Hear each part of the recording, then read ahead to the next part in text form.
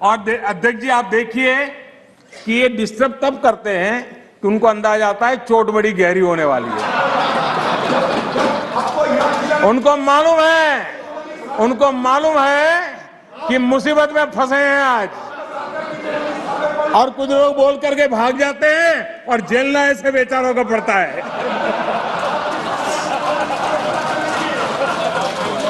माननीय अध्यक्ष जी, कभी कभी मैं ये विषय बहुत प्यार से कह रहा हूं, नाराज मत हो जाना।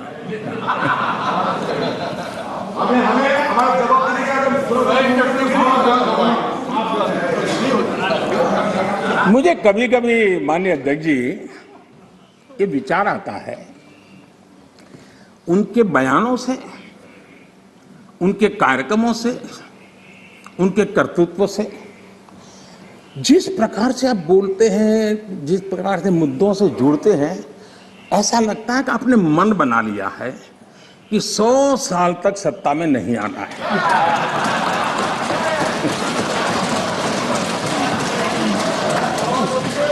कोई ऐसा नहीं करता जी। थोड़ी सी भी आशा होती, थोड़ा सा भी लगता हाँ यार देश की जनता फिर से फुलहार करेगी, तो ऐसा नहीं करते जी। और इसलिए खैर अब आपने ही तय कर लिया है 100 साल के लिए, तो फिर मैंने भी तैयारी कर ली है।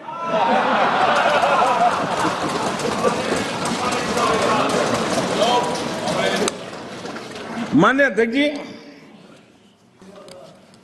इस सरकार का अंत विरोध करने की जिनको आदत लग गई है, सुबह सुबह शुरू हो जाते हैं।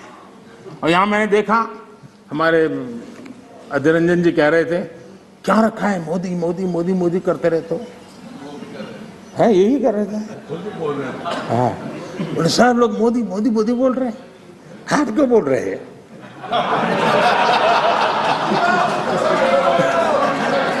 आप लोग सुबह बोलते ही शुरू हो जाते हैं। एक पल आप लोग एक पल मोदी के बिना नहीं बिता सकते। अरे मोदी तो आपकी प्राण शक्ति है। मोदी जी प्रधानमंत्री, इसलिए मोदी जी का नाम तो करना ही पड़ेगा।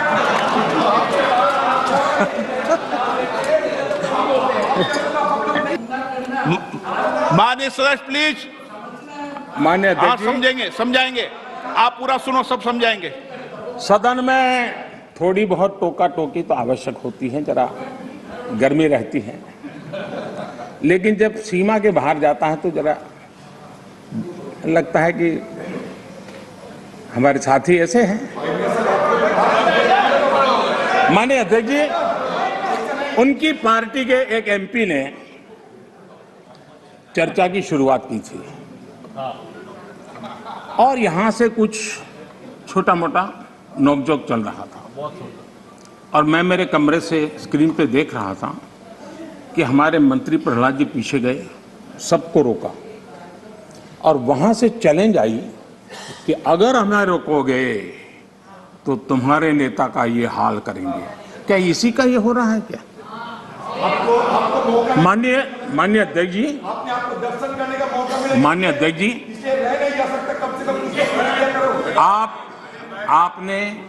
आपको अब हर एक को अपना सीआर सुधारने की कोशिश तो करनी चाहिए,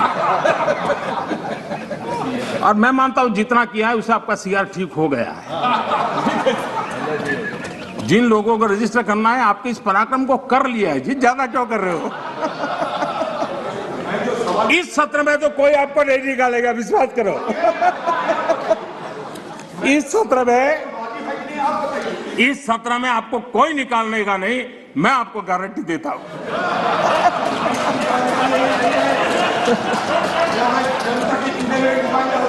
ठीक है, इस जगह से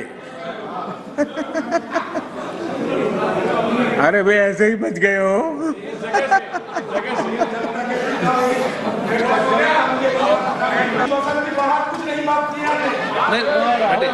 माननीय अध्यक्ष जी, तमिलनाडु आखिर में 1962 में यानी करीब 60 साल पहले आपको मौका मिला था। तेलंगाना बनाने का श्रेय लेते हैं, लेकिन तेलंगाना बनने के बाद भी वहां की जनता ने आपको स्वीकार नहीं किया। झारखंड का जन्म हुआ, 20 साल हो गए, पूर्ण रूप से कांग्रेस को स्वीकारते नहीं है, पिछले दरवाजे से वो घुसने का प्रयास करते हैं। माननीय अध्यक्ष जी, सवाल चुनाव नतीजों का नहीं है, सवाल उन लोगों की नीयत का है, उनकी नेक दिली का है कि इतने बड़े लोकतंत्र में इतने साल तक शासन में रहने के बाद देश की जनता हमेशा हमेशा के लिए उनको क्यों नकार रही है। और जहां भी ठीक से लोगों ने राह पकड़ ली, दोबारा आपको प्रवेश करने नहीं दिया है। इतना सारा होने के बावजूद भी हम तो एक चुनाव हार जाए ना, महीनों तक न जाने इकोसिस्टम क्या क्या करती है।